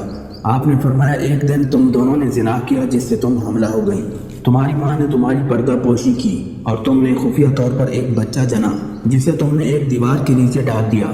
جب تم اس بچے کو چھوڑ کر جانے لگی تو ایک کتا اس بچے کی جانب لپکا جسے تم نے پتھر مار دیا اور وہ پتھر کتے کی بجائے اس بچے کے سر میں لگا اور وہ زخمی ہو گیا۔ تم نے اس بچے کا سر اپنے دوپٹے سے باندھا اور وہاں سے چلی گئی۔ اس کے بعد تم نے اس بچے کی کچھ خبر نہ لی۔ اس عورت نے اعتراف کر لیا کہ اس سے یہ فعل سرزد ہوا تھا اور اس نے ایک بچہ جنا تھا جسے اس نے دیوار کے نیچے ڈال دیا تھا۔ حضرت سیدنا علی المرتضیٰ رضی اللہ تعالیٰ عنہ نے فرمایا اس بچے کو فلاں قبیلے والے اٹھا کر لے گئے تھے اور اس کی پرورش کی تھی۔ وہ بچہ جوان ہونے کے بعد دوبارہ واپس اسی شہر میں آ گیا اور اب تمہارے سامنے کھڑا ہے۔ پھر آپ نے اس شخص کو حکم دیا کہ وہ اپنا سر کھولے۔ اس شخص نے جب اپنا سر کھولا تو اس کے ماتھے پر زخم کا نشان موجود تھا۔ آپ رضی اللہ تعالیٰ عنہ نے فرمایا یہ تمہارا خاوند نہیں بیٹا ہے اور اللہ تبارک و تعالیٰ نے تم دونوں کو حرام کاری سے بچا لیا ہے۔ حضرت سعید بن مسیب رحمۃ اللہ علیہ سے مروی ہے، فرماتے ہیں کہ ہم حضرت سیدنا علی رضی اللہ تعالیٰ عنہ کے ہمراہ جنت البقیع تشریف لے گئے۔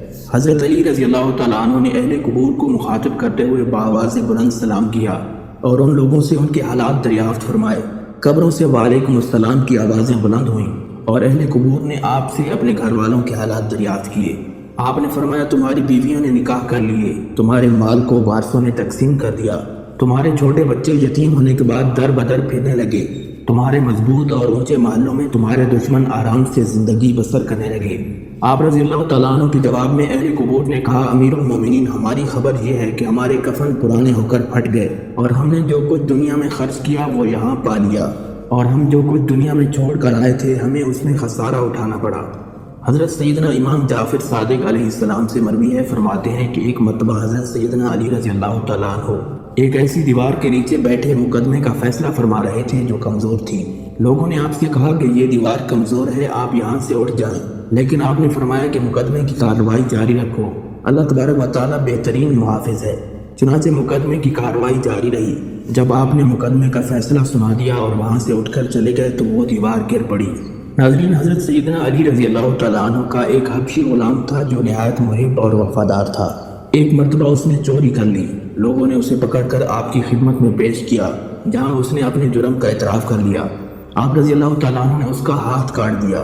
جب وہ اپنے گھر روانہ ہوا تو راستے میں اس کی ملاقات حضرت ابن القوا رضی اللہ تعالیٰ عنہ سے ہوئی۔ انہوں نے جب پوچھا کہ تمہارا ہاتھ کیسے کٹا تو اس نے بتایا میں نے چوری کی تھی۔ ابن القوا نے پوچھا تمہارا ہاتھ کس نے کاٹا؟ اس نے کہا کہ میرا ہاتھ امیر المومنین نے کاٹا ہے۔ ابن القوا نے کہا کہ انہوں نے تمہارا ہاتھ کاٹا لیکن تم ان کا تذکرہ خیر سے کرتے ہو۔ اس غلام نے کہا انہوں نے میرا ہاتھ حق کے ساتھ کاٹا ہے اور مجھے جہنم کے عذاب سے بچا لیا ہے۔ ابن القوا رضی اللہ تعالیٰ عنہ نے حضرت علی رضی اللہ تعالیٰ عنہ کی خدمت میں حاضر ہو کر تمام ماجرا بیان کیا۔ آپ رضی اللہ تعالیٰ عنہ نے اپنے اس غلام کو طلب فرمایا اور اس کا کٹا ہوا ہاتھ اس کی کلائی پر رکھ کر رومال سے باندھ دیا اور دعا فرمائی۔ پھر جب رومال کھولا تو اس کا ہاتھ دوبارہ جڑ چکا تھا اور ایسا معلوم ہوتا تھا کہ ہاتھ کبھی نہ کٹا ہو۔ ایک مرتبہ دریائے فرات میں سخت طوفان آ گئی جس سے سیلاب آ گیا اور تمام کھیت پانی میں ڈوب گئے۔ لوگوں نے حضرت سیدنا علی رضی اللہ تعالیٰ عنہ کی خدمت میں حاضر ہو کر تمام ماجرا بیان کیا۔ آپ رضی اللہ تعالیٰ عنہ اٹھے، حضور نبی علیہ الصلوۃ والسلام کا جبہ مبارک اور امامہ شریف پہنا اور چادر زیب تن فرمائی، گھوڑے پر سوار ہو کر دریائے فرات کی جانب روانہ ہو گئے۔ آپ کے ہمراہ حسین، کریمین اور دیگر لوگ بھی موجود تھے۔ دریائے فرات پر پہنچ کر آپ نے اپنے اساس سے دریائے فرات کی جانب اشارہ کیا، جس سے دریا کا پانی کم ہونا شروع ہو گیا، یہاں تک کہ لوگوں نے شور مچایا کہ امیر المومنین بس کیجیے، اتنا کافی ہے۔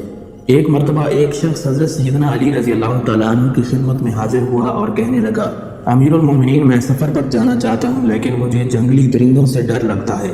آپ نے اپنی انگوٹھی اس شخص کو دیتے ہوئے فرمایا، جب بھی تمہارے نزدیک کوئی درندہ آئے تم اسے میری انگوٹھی دکھا دینا اور کہنا کہ یہ حضرت علی کی انگوٹھی ہے۔ چنانچہ وہ شخص سفر پر روانہ ہوا۔ راستے میں ایک خونخوار درندہ اس پر حملہ آور ہو گیا۔ اس شخص نے اس درندے کو حضرت سیدنا علی المرتضیٰ رضی اللہ تعالیٰ عنہ کی انگوٹھی دکھائی اور کہا کہ یہ حضرت سیدنا علی رضی اللہ تعالیٰ عنہ کی انگوٹھی ہے۔ بس اتنا ہی کہنا تھا کہ وہ درندہ آپ کی انگوٹھی دیکھ کر بھاگ گیا۔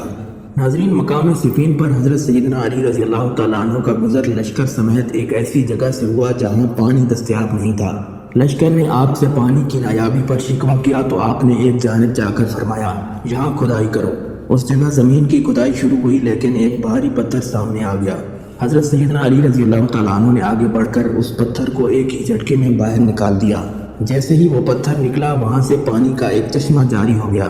آپ کے لشکر میں اور جانوروں نے سیر ہو کر وہ پانی پی لیا۔ جب لشکر نے اپنی تمام مشقیں پانی سے بھر لیں تو حضرت سیدنا علی رضی اللہ تعالیٰ عنہ نے دوبارہ پتھر اسی جگہ پر رکھ دیا، جس سے پانی کا وہ چشمہ بند ہو گیا۔ شیر خدا رضی اللہ تعالیٰ عنہ کی یہ کرامت دیکھ کر قریب واقع ایک گرجا کا پادری آپ کی خدمت میں حاضر ہوا۔ اس نے درخواست کی کہ مجھے دائرہ اسلام میں داخل فرمائیں۔ حضرت سیدنا علی رضی اللہ تعالیٰ عنہ نے فرمایا، تم ابھی تک مسلمان کیوں نہیں ہوئے؟ اس پادری نے کہا، میں نے الہامی کتابوں میں پڑھ رکھا ہے کہ اس جگہ ایک پوشیدہ چشمہ ہے جسے وہ جاری کرے گا جو نبی آخر زمان کا وصی ہوگا، اور آپ رضی اللہ تعالیٰ عنہ یقیناً نبی آخر زمان کے وصی ہیں۔ حضرت علی رضی اللہ تعالیٰ عنہ نے جب اس کا کلام سنا تو آپ کی آنکھوں سے آنسو جاری ہو گئے، یہاں تک کہ داڑھی مبارک تر ہو گئی۔ ناظرین، حضرت سیدنا عثمان غنی رضی اللہ تعالیٰ عنہ کی شہادت کے بعد باغی پورے مدینہ منورہ میں دندراتے پھر رہے تھے۔ اس دوران انصار و مہاجرین کا ایک گروہ حضرت سیدنا علی رضی اللہ تعالیٰ عنہ کی خدمت میں حاضر ہوا اور آپ کو خلیفہ بننے کا مشورہ دیا۔ حضرت علی رضی اللہ تعالیٰ عنہ نے خلیفہ بننے سے انکار کر دیا۔ اس دوران حضرت طلحہ بن عبید اللہ، حضرت زبیر بن العوام، حضرت عبداللہ بن عمر اور حضرت سعد بن ابی وقاص رضی اللہ تعالیٰ عنہ کو خلیفہ بننے کی پیشکش بھی کی گئی، لیکن ان حضرات نے بھی خلیفہ بننے سے انکار کر دیا۔ جب ان اکابر صحابہ کرام میں سے کوئی بھی منصب خلافت بیٹھنے کو تیار نہیں تھا تو باغی پریشان ہو گئے۔ معاملات اب ان کے ہاتھ سے نکلتے جا رہے تھے اور حضرت سیدنا عثمان غنی رضی اللہ تعالیٰ عنہ کو شہید کر کے جو سنگین غلطی وہ کر چکے تھے اس کا خمیازہ اب ساری قوم بھگتنے والی تھی۔ ان باغیوں میں اکثریت مصریوں کی تھی تو انہوں نے اہل مدینہ کو مخاطب کرتے ہوئے اعلان کیا، تم 2 دن کے اندر اپنا خلیفہ نامزد کر لو، کیونکہ تمہارا حکم امت محمدیہ پر نافذ العمل ہے۔ ہم اس خلیفہ کی بیعت کر کے واپس چلے جائیں گے، ورنہ ہم تمام اکابر صحابہ کرام کو قتل کر دیں گے۔ اہل مدینہ نے جب باغیوں کا یہ اعلان سنا تو وہ ایک مرتبہ پھر حضرت سیدنا علی رضی اللہ تعالیٰ عنہ کی خدمت میں حاضر ہوئے اور آپ کو خلافت کے لیے قائل کرنا شروع کر دیا، یہاں تک کہ آپ نے منصب خلافت قبول فرما لیا۔ ناظرین، حضرت سیدنا عثمان غنی رضی اللہ تعالیٰ عنہ کی شہادت کے بعد ام المومنین حضرت سیدہ عائشہ صدیقہ رضی اللہ تعالیٰ عنہ نے قصاص کا مطالبہ کیا اور اس دوران بصرہ تشریف لے گئیں۔ بصرہ پر آپ رضی اللہ تعالیٰ عنہ کا مکمل قبضہ ہو گیا۔ حضرت علی رضی اللہ تعالیٰ عنہ کو جب بصرہ پر ام المومنین سیدہ عائشہ صدیقہ رضی اللہ تعالیٰ عنہ کے قبضے کی خبر ملی تو آپ نے محمد بن ابو بکر اور محمد بن جعفر کو ایک خط دے کر حضرت ابو موسیٰ اشعری رضی اللہ تعالیٰ عنہ کے پاس بھیجا اور ان سے جنگ کی صورت میں بھرپور تعاون کا وعدہ لینا چاہا۔ حضرت ابو موسیٰ اشعری رضی اللہ تعالیٰ عنہ نے حضرت علی رضی اللہ تعالیٰ عنہ کا پیغام ملنے کے بعد ان کے ساتھ تعاون کرنے سے انکار کر دیا اور کہا کہ جنگ کے لیے نکلنا دنیا کی راہ ہے اور بیٹھے رہنا آخرت کی راہ ہے۔ حضرت ابو موسیٰ اشعری رضی اللہ تعالیٰ عنہ کا موقف کوفہ والوں کا موقف تھا۔ حضرت ابو موسیٰ اشعری رضی اللہ تعالیٰ عنہ نے کہا کہ اگر جنگ ضروری ہے تو قاتلین عثمان سے کی جائے، کیونکہ انہوں نے حضرت سیدنا عثمان غنی رضی اللہ تعالیٰ عنہ کو ناحق شہید کیا۔ حضرت محمد بن ابو بکر اور حضرت محمد بن جعفر واپس پہنچے تو حضرت سیدنا علی رضی اللہ تعالیٰ عنہ کو حضرت ابو موسیٰ اشعری رضی اللہ تعالیٰ عنہ کے موقف سے آگاہ کیا۔ پھر حضرت علی رضی اللہ تعالیٰ عنہ نے حضرت سیدنا عبداللہ بن عباس اور مالک بن اشتر رضی اللہ تعالیٰ عنہ کو حضرت ابو موسیٰ اشعری رضی اللہ تعالیٰ عنہ کے پاس بھیجا، لیکن یہ حضرات بھی اپنی بہترین صلاحیتوں کے باوجود حضرت ابو موسیٰ اشعری کو ان کے موقف سے نہ ہٹا سکے۔ ابو موسیٰ اشعری رضی اللہ تعالیٰ عنہ کا ایک ہی موقف تھا کہ جب تک یہ فتنہ ختم نہیں ہو جاتا میں خاموش رہوں گا۔ حضرت سیدنا علی رضی اللہ تعالیٰ عنہ نے اس وفد کی ناکامی کے بعد اپنے صاحبزادے حضرت سیدنا امام حسن اور حضرت عمار بن یاسر رضی اللہ تعالیٰ عنہ کو کوفہ بھیجا۔ جب یہ دونوں حضرات کوفہ پہنچے تو حضرت ابو موسیٰ اشعری رضی اللہ تعالیٰ عنہ کوفہ کی جامع مسجد میں لوگوں کے اجتماع سے خطاب کر رہے تھے اور فرما رہے تھے کہ حضور نبی علیہ الصلوۃ والسلام نے جس فتنے کی پیشن گوئی کی تھی وہ آ چکا ہے، اپنے ہتھیار ضائع کر دو اور گوشہ نشینی اختیار کر لو، کیونکہ حضور علیہ الصلوۃ والسلام نے فرمایا تھا کہ اس موقع پر سونے والا بیٹھنے والے سے اور بیٹھنے والا چلنے والے سے بہتر ہے۔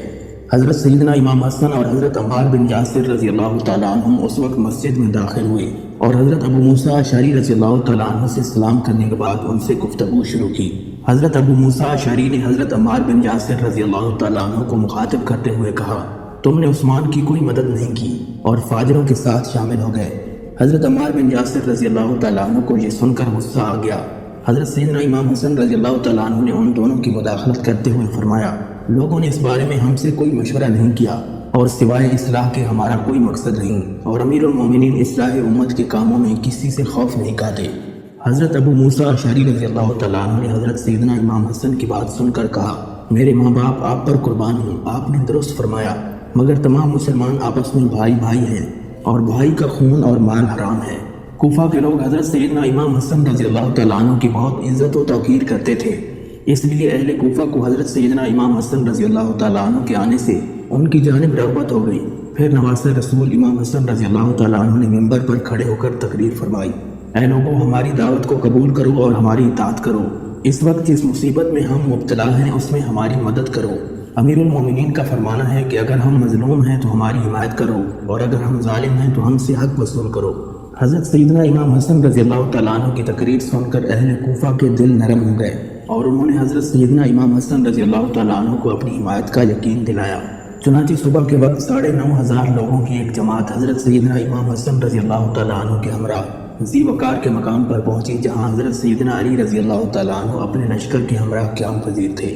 حالات بہت تیزی سے جنگ کی جانب بڑھ رہے تھے اور حضرت علی رضی اللہ تعالیٰ عنہ بھی دور اسلام کے اس نازک موقع کو سمجھ رہے تھے، اس لیے انہوں نے حضرت قیقار رضی اللہ تعالیٰ عنہ کو بصرہ میں ام المومنین حضرت سیدہ عائشہ صدیقہ رضی اللہ تعالیٰ عنہ کے پاس بھیجا تاکہ بات چیت سے معاملہ طے کیا جا سکے۔ حضرت قیقار رضی اللہ تعالیٰ عنہ بصرہ پہنچے اور ام المومنین حضرت سیدہ عائشہ صدیقہ رضی اللہ تعالیٰ عنہ کی خدمت میں حاضر ہو کر ان کا موقف سنا۔ سیدہ عائشہ صدیقہ نے فرمایا، ہم لوگوں کے اختلاف رائے اور ان کی اصلاح کے لیے خروج کا مطالبہ کرتے ہیں اور ہم چاہتے ہیں کہ قاتلین عثمان سے قصاص لیا جائے، اگر ایسا نہ کیا گیا تو قرآن مجید کی تعلیمات کے خلاف ہوگا۔ حضرت قیقار رضی اللہ تعالیٰ عنہ نے حضرت زبیر بن العوام اور حضرت طلحہ بن عبید اللہ رضی اللہ تعالیٰ عنہ کا موقف جاننے کی کوشش کی۔ انہوں نے کہا کہ ہمارا بھی وہی موقف ہے جو ام المومنین حضرت سیدہ عائشہ صدیقہ رضی اللہ تعالیٰ عنہ کا ہے۔ حضرت قیقار رضی اللہ تعالیٰ عنہ نے ان حضرات کا جواب سننے کے بعد کہا، آپ تمام حضرات درست فرماتے ہیں اور ہم بھی اس بات پر متفق ہیں کہ حضرت سیدنا عثمان غنی رضی اللہ تعالیٰ عنہ کے قاتلین سے قصاص لیا جائے، لیکن آپ حضرات کا یہ طریقہ درست نہیں، اور آپ حضرات نے بصرہ کے 600 افراد کو قتل کر ڈالا جبکہ وہ حضرت سیدنا عثمان غنی رضی اللہ تعالیٰ عنہ کے قاتل نہیں تھے۔ ایسی کارروائیاں امت میں اختلاف ختم کرنے کی بجائے اختلاف بڑھائیں گی۔ ام المومنین حضرت سیدہ عائشہ صدیقہ رضی اللہ تعالیٰ عنہ نے حضرت قیقار کی بات سننے کے بعد فرمایا، تمہارا کیا مشورہ ہے؟ حضرت قیقار رضی اللہ تعالیٰ عنہ نے کہا کہ ام المومنین، آپ ہمارے لیے باعث خیر و برکت ہیں، آپ ہمیں اس خیر سے محروم نہ فرمائیں، مصالحت سے کام لیں تاکہ فتنہ دم توڑ جائے اور ہم بھی قرآن مجید کی تعلیمات پر عمل کرتے ہوئے حضرت سیدنا عثمان غنی رضی اللہ تعالیٰ عنہ کے قاتلوں سے قصاص وصول کر سکیں۔ ام المومنین حضرت سیدہ عائشہ صدیقہ رضی اللہ تعالیٰ عنہ نے اس مشورے کو پسند کیا اور حضرت قیقار سے فرمایا کہ میں تمہاری بات ماننے کے لیے تیار ہوں، تم علی کو بھی اس پر آمادہ کر لو۔ حضرت قیقار رضی اللہ تعالیٰ عنہ نے حضرت سیدہ عائشہ صدیقہ رضی اللہ تعالیٰ عنہ کا جواب سنا تو آپ نے خوش ہوتے ہوئے کہا کہ مجھے یقین ہے حضرت علی رضی اللہ تعالیٰ عنہ کو بھی اس پر کوئی اعتراض نہیں ہوگا۔ حضرت قیقار رضی اللہ تعالیٰ عنہ کی مصالحتی کوشش کامیاب ہوئی۔ ابن سبا نے جب دیکھا کہ ان دونوں لشکروں کے مابین صلح ہو رہی ہے تو اس نے سوچا اگر انہوں نے صلح کر لی تو پھر یہ حضرت سیدنا عثمان غنی رضی اللہ تعالیٰ عنہ کے قاتلوں کی تلاشی شروع کر دیں گے اور پھر ہمیں کوئی نہیں بچا سکے گا۔ چنانچہ اس نے منصوبہ تیار کیا کہ اس صلح کو کامیاب نہ ہونے دیا جائے۔ ابن سبا نے اپنے لشکریوں کو حکم دیا کہ وہ رات کی تاریکی میں ام المومنین حضرت سیدہ عائشہ صدیقہ رضی اللہ تعالیٰ عنہ کے لشکر پر شب خون مار دیں۔ ابن سبا کی لشکریوں نے رات کی تاریکی میں ام المومنین حضرت سیدہ عائشہ صدیقہ رضی اللہ تعالیٰ عنہ کے لشکر پر حملہ کر دیا جس سے سیدہ عائشہ صدیقہ رضی اللہ تعالیٰ عنہ کے لشکر نے سمجھا کہ حضرت علی رضی اللہ تعالیٰ عنہ نے معاہدے کی خلاف ورزی کی ہے۔ چنانچہ انہوں نے حضرت علی رضی اللہ تعالیٰ عنہ کے لشکر پر حملہ کر دیا۔ منافقین کی کوشش کامیاب ہو چکی تھی اور مسلمانوں کے دو گروہ آپس میں لڑنا شروع ہو گئے تھے۔ حضرت سیدہ عائشہ صدیقہ رضی اللہ تعالیٰ عنہ نے اپنے لشکر کو روکنے کی کوششیں شروع کر دیں تاکہ معاملہ صلح صفائی سے نبٹ جائے۔ ادھر حضرت علی رضی اللہ تعالیٰ عنہ نے بھی اپنی فوج کو جنگ سے روکنے کی کوشش کی، لیکن اس دوران جنگ کا دائرہ وسیع ہو چکا تھا۔ حضرت سیدنا علی اور مرتضیٰ رضی اللہ تعالیٰ عنہ نے جب تمام معاملہ دیکھا تو آپ نے میدان جنگ میں موجود حضرت طلحہ بن عبید اللہ سے مخاطب ہو کر فرمایا، اے طلحہ، تم نے میری مخالفت میں یہ سب کیا، تم اللہ تعالیٰ کو اس کا کیا جواب دو گے؟ کیا میں تمہارا دینی بھائی نہیں ہوں؟ کیا تم پر میرا اور مجھ پر تمہارا خون حرام نہیں ہے؟ حضرت طلحہ بن عبید اللہ رضی اللہ تعالیٰ عنہ نے کہا، کیا آپ نے حضرت سیدنا عثمان غنی رضی اللہ تعالیٰ عنہ کے قتل میں سازش نہیں کی؟ حضرت سیدنا علی رضی اللہ تعالیٰ عنہ نے فرمایا، اللہ تعالیٰ بہتر جانتا ہے اور اس کی لعنت قاتلین عثمان پر ہے۔ حضرت طلحہ کے انکار کے بعد حضرت سیدنا علی رضی اللہ تعالیٰ عنہ نے حضرت زبیر بن العوام کو مخاطب کرتے ہوئے فرمایا، اے زبیر، تمہیں وہ دن یاد ہے جب حضور نبی کریم صلی اللہ علیہ وسلم نے تم سے پوچھا تھا کیا تم علی کو دوست رکھتے ہو؟ تم نے کہا تھا ہاں یا رسول اللہ صلی اللہ علیہ وسلم۔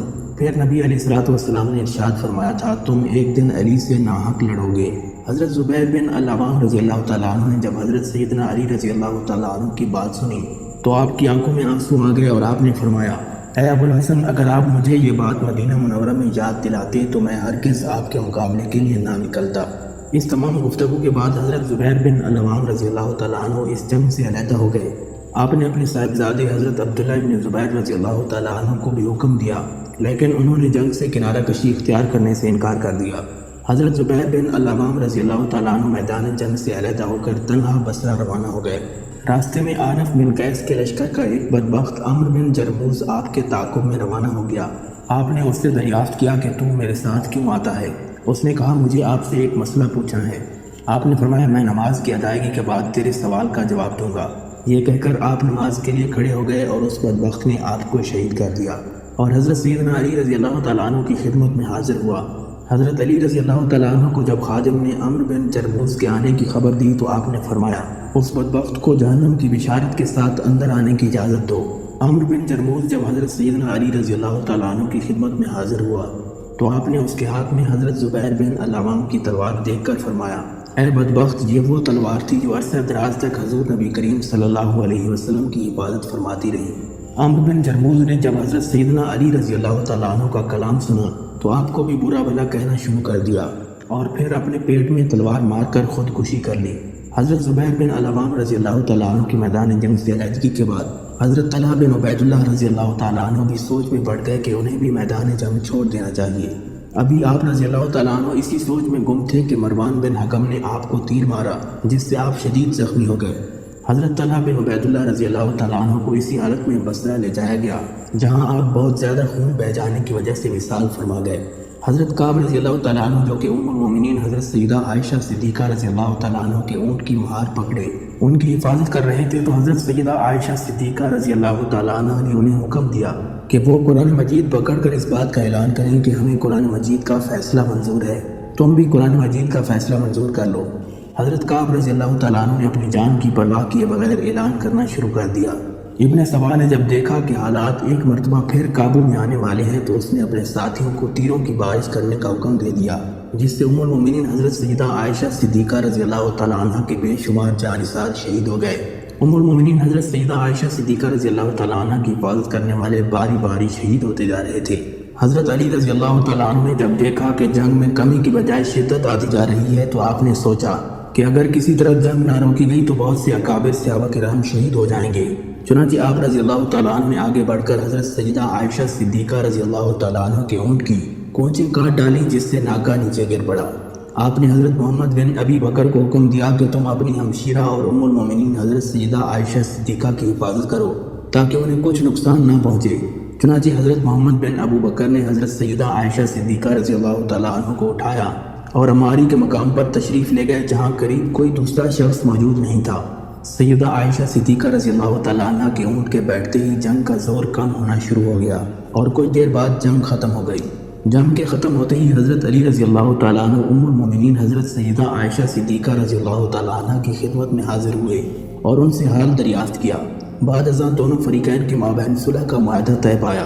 آپ نے ام المومنین سیدہ عائشہ صدیقہ کو بصرہ کی 40 عورتوں اور حضرت محمد بن ابو بکر کے ہمراہ بصرہ روانہ کر دیا۔ آپ رضی اللہ تعالیٰ عنہ ام المومنین سیدہ عائشہ صدیقہ کو پہلی منزل تک چھوڑنے خود آئے اور دوسری منزل تک حضرت سیدنا امام حسن رضی اللہ تعالیٰ عنہ نے چھوڑا۔ ام المومنین سیدہ عائشہ صدیقہ رضی اللہ تعالیٰ عنہ بصرہ میں کچھ عرصہ قیام کرنے کے بعد مکہ مکرمہ تشریف لے گئیں، جہاں حج کی ادائیگی کے بعد آپ رضی اللہ تعالیٰ عنہ دوبارہ مدینہ منورہ تشریف لے گئے۔ حضرت علی رضی اللہ تعالیٰ عنہ جنگ جمل کے بعد بصرہ روانہ ہوئے، جہاں لوگ جوک در جوک آپ سے بیعت کے لیے حاضر ہونے لگے۔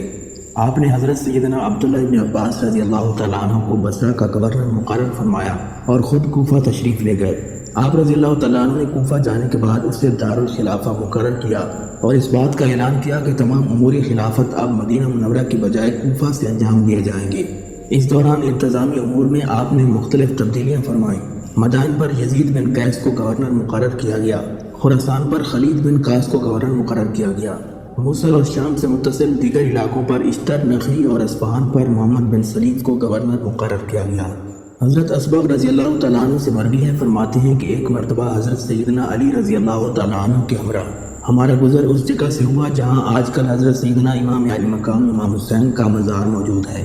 آپ نے فرمایا ان قریب یہاں آل رسول کا ایک قافلہ قیام کرے گا، اس جگہ ان کے اونٹ بندھے ہوئے ہوں گے اور اسی میدان میں اہل بیت کے جوانوں کو شہید کیا جائے گا۔ یہ جگہ شہیدوں کا مدفن ہوگی اور زمین و آسمان ان لوگوں پر روئیں گے۔ حضرت علی رضی اللہ تعالیٰ عنہ کی خدمت میں ایک شخص رہتا تھا جو آپ کی خبریں آپ کے مخالفین کو پہنچاتا تھا اور جاسوسی کا کام انجام دیتا تھا۔ ایک دن آپ نے اس سے فرمایا تو میری خبریں میرے دشمنوں کو پہنچاتا ہے۔ اس نے انکار کر دیا اور قسمیں کھانا شروع کر دیں۔ آپ نے اس کو یوں جھوٹ پر دلیر دیکھا تو فرمایا اگر تو جھوٹا ہے تو اللہ تعالیٰ تیری آنکھوں کی بینائی واپس لے لے۔ ابھی آپ نے یہ فرمایا ہی تھا کہ وہ شخص چلانا شروع ہو گیا اور اس کی آنکھوں کی بینائی جاتی رہی۔ ناظرین، حضرت علی رضی اللہ تعالیٰ عنہ کے مقابلے میں نہروان میں خارجیوں کو شکست فاش ہوئی تھی۔ اس جنگ میں جو خارجی بچ نکلنے میں کامیاب ہو گئے تھے انہوں نے حضرت سیدنا علی رضی اللہ تعالیٰ عنہ، حضرت امیر معاویہ اور حضرت عمر بن العاص رضی اللہ تعالیٰ عنہ کے قتل کا منصوبہ بنایا۔ ان خارجیوں کا سردار ابن ملجم تھا۔ ابن ملجم نے حضرت سیدنا علی رضی اللہ تعالیٰ عنہ کی شہادت کی حامی بھری۔ عمر بن بکر تمیمی نے حضرت عمر بن العاص رضی اللہ تعالیٰ عنہ کی شہادت کی حامی بھری، جبکہ برق بن عبداللہ تمیمی نے حضرت امیر معاویہ کو شہید کرنے کی حامی بھر لی۔ چنانچہ انہوں نے اپنے اس ناپاک ارادے کے لیے 17 رمضان المبارک بوقت فجر کا وقت طے کیا اور اپنے ان مذموم ارادوں کے لیے روانہ ہو گئے۔ ناظرین، حضرت سیدنا علی رضی اللہ تعالیٰ عنہ پر قاتلانہ حملے کے لیے ابن ملجم کوفہ پہنچا۔ ابن ملجم مصر کا رہنے والا تھا اور اس نے کوفہ جا کر اپنے حامیوں کو اکٹھا کرنا شروع کر دیا جو نہروان میں بچ گئے تھے۔ اس دوران اس نے اپنا راز کسی سے بیان نہ کیا۔ ایک دن اس کی ملاقات شبیب بن شجرہ سے ہوئی جو اسے اپنے مطلب کا آدمی لگا۔ ابن ملجم نے جب اسے اپنے منصوبے سے آگاہ کیا تو اس نے ابن ملجم کو برا بھلا کہنا شروع کر دیا، لیکن ابن ملجم نے اسے لعنت دے کر اپنے ساتھ شامل کر لیا۔ اس دوران ابن ملجم کی نظر بنو تمیم کی ایک حسین دوشیزہ پر پڑی اور وہ اسے دیکھتے ہی اس پر مر مٹا۔ اس حسینہ نے ابن ملجم کو پہچان لیا اور اس کو اپنے پاس بلایا۔ ابن ملجم جب اس کے پاس پہنچا تو اس نے اس شرط پر ابن ملجم سے نکاح کی حامی بھری کہ وہ اسے 3000 درہم، ایک غلام، ایک لونڈی اور حضرت سیدنا علی رضی اللہ تعالیٰ عنہ کا کٹا ہوا سر مہر میں دے گا تو وہ اس سے نکاح کر لے گی۔ ابن ملجم نے کہا اسے آخری شرط منظور ہے، باقی کی شرائط وہ پوری کرنے پر قادر نہیں۔ بنو تمیم کی اس دوشیزہ نے حامی بھری۔ ابن ملجم نے اس دوشیزہ سے کہا کہ وہ اسے اپنے قبیلے کا کوئی قابل اعتماد آدمی دے تاکہ وہ اپنے اس منصوبے کو پائے تکمیل تک پہنچا سکے۔ اس دوشیزہ نے مردان نامی ایک شخص کو ابن ملجم کے ساتھ کر دیا۔ 17 رمضان المبارک بروز جمعہ فجر کے وقت ابن ملجم اپنے دونوں ساتھیوں شبیب اور وردان کے ہمراہ جامع مسجد کوفہ پہنچا۔ یہ تینوں لوگ مسجد کے ایک کونے میں چھپ گئے۔ جس وقت حضرت علی رضی اللہ تعالیٰ عنہ نماز فجر کے لیے تشریف لائے تو اس وقت شبیب نے آگے بڑھ کر حضرت سیدنا علی رضی اللہ تعالیٰ عنہ پر پہلا وار کیا۔ شبیب کے بعد ابن ملجم آگے بڑھا اور اس نے آپ پر دوسرا وار کر دیا۔ وردان نے یہ دیکھا تو بھاگ کھڑا ہوا۔ شبیب بھی وار کرنے کے بعد بھاگ نکلا جبکہ ابن ملجم پکڑا گیا۔ وردان نے جب اس کا ذکر اپنے دوستوں سے کیا تو انہوں نے اسے قتل کر دیا۔ حضرت سیدنا علی المرتضیٰ رضی اللہ تعالیٰ عنہ نے اپنے بھانجے حضرت ام ہانی کے بیٹے حضرت جودہ رضی اللہ تعالیٰ عنہ کو نماز پڑھانے کا حکم دیا۔ اس دوران سورج طلوع ہو چکا تھا۔ لوگ آپ کو زخمی حالت میں گھر لے گئے۔ ابن ملجم کو آپ کی خدمت میں پیش کیا گیا تو آپ نے اس بدبخت سے پوچھا کہ تجھے کس چیز نے مجھے مارنے پر آمادہ کیا؟ ابن ملجم نے آپ کے سوال کو نظر انداز کرتے ہوئے کہا، میں نے اس تلوار کو 40 دن تک تیز کیا اور اللہ سے دعا کی کہ اس سے وہ شخص مارا جائے جو خلق خدا کے لیے شر کا باعث ہو۔ حضرت سیدنا علی المرتضیٰ رضی اللہ تعالیٰ عنہ نے فرمایا، میں دیکھ رہا ہوں کہ تو اس تلوار سے مارا جائے گا۔ اس کے بعد آپ نے حاضرین محفل بالخصوص اپنے فرزند حضرت سیدنا امام حسن کو مخاطب کرتے ہوئے فرمایا، اگر میں جہاں پر نہ ہو سکا تو تم قصاص کے طور پر اسی تلوار کے ایک ہی بار سے اسے قتل کر ڈالنا۔ حضرت سیدنا امام حسن رضی اللہ تعالیٰ عنہ نے جب والد بزرگوار حضرت سیدنا علی رضی اللہ تعالیٰ عنہ کو زخمی حالت میں دیکھا تو رو پڑے۔ آپ نے پوچھا، اے حسن تو کیوں روتا ہے؟ امام حسن نے عرض کیا، والد بزرگوار میں اس بات پر کیوں نہ روؤں کہ آپ دنیا کے آخری دن اور آخرت کے پہلے دن میں ہیں۔ آپ نے فرمایا، میرے پیارے بیٹے، میری 4 باتوں کو یاد رکھنا، یہ تمہیں کبھی نقصان نہیں پہنچائیں گی۔ نمبر 1، تمام دولت سے زیادہ بڑی دولت عقل ہے۔ نمبر 2، سب سے بڑی محتاجی حماقت ہے۔ نمبر 3، سب سے زیادہ وحشت خود بینی ہے۔ نمبر 4، سب سے بہتر چیز اخلاق حسنہ ہے۔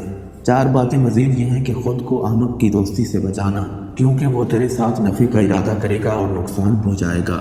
اپنے آپ کو جھوٹوں کی دوستی سے بچانا، کیونکہ وہ دور کے لوگوں کو تجھ سے قریب کر دے گا اور قریب کے لوگوں کو تجھ سے دور کر دے گا۔ اپنے آپ کو بخیل کی دوستی سے بچانا، کیونکہ وہ تجھ سے اس چیز کو دور کر دے گا جس کی تجھے زیادہ ضرورت ہوگی۔ اپنے آپ کو فاسق کی دوستی سے بچانا، کیونکہ وہ تجھے معمولی شے کی خاطر بھیج دے گا۔ حضرت سیدنا علی المرتضیٰ شیر خدا کرم اللہ وجہہ الکریم کا جب وقت وصال قریب آیا تو آپ نے اپنے صاحبزادوں کو طلب فرمایا اور ان سے یہ وصیت فرمائی، میرے بیٹو، میں تمہیں اللہ تعالیٰ سے ڈرنے کی نصیحت کرتا ہوں۔ میرے بعد تم دنیا کی محبت میں مبتلا نہ ہو جانا، کسی دنیاوی شے کے حصول میں ناکامی پر افسوس نہ کرنا، حق بات کہنا اور حق کا ساتھ دینا، مظلوموں کی امداد کرنا، یتیموں کے ساتھ حسن سلوک سے پیش آنا، ظالم کی حمایت نہ کرنا اور بے کسوں کو سہارا دینا، قرآن مجید سے ہدایت لیتے رہنا اور اللہ تعالیٰ کے احکامات کی روشنی میں ملامت کرنے والوں کی ملامت کرنے سے نہ ڈرنا۔ پھر آپ نے اپنے دونوں بیٹوں کو وصیت کرتے ہوئے فرمایا، اپنے بھائی محمد کے ساتھ حسن سلوک سے پیش آنا اور اس کے ساتھ عفو درگزر سے کام لینا۔ حضرت سیدنا علی المرتضیٰ رضی اللہ تعالیٰ عنہ نے اپنے بچوں کو وصیت کرنے کے بعد کلمہ پڑھا اور اپنی جان مالک حقیقی کے سپرد کر دی۔ آپ رضی اللہ تعالیٰ عنہ نے 21 رمضان المبارک 63 ہجری کو اس جہان فانی سے کوچ فرمایا۔